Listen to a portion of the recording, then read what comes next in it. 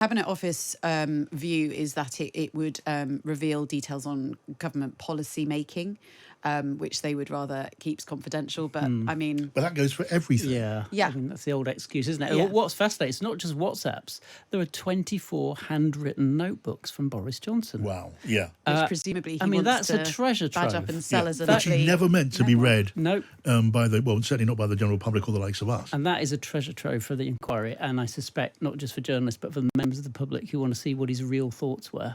Yeah. But there is As for what's really grabbing the headlines, look, we know they partied in Downing Street during the pandemic, while the rest of us were sealed in our homes, forbidden to mix and mingle on pain of a heavy fine.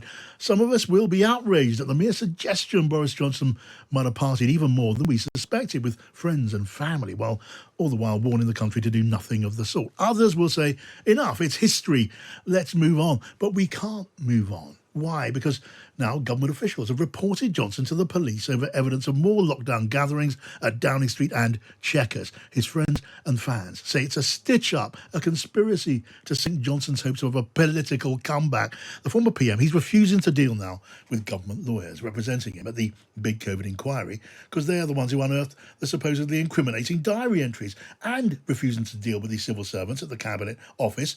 He's said to be contemplating legal action against the government, which is maybe impossible to believe, but that is what's being said. And his friends are talking about obstructing government work at Westminster, which again may be overblown, but it's a certain amount of political self-harm going on there. It's the stuff of Rishi Sunak's nightmares. And Kat, when these WhatsApps start rolling out, it never ends well, does it?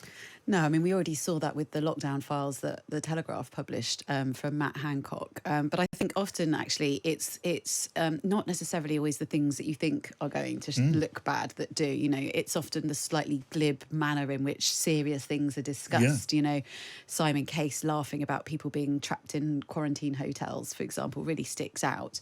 And kind of the sort of cavalier attitude in which some things were discussed and decided.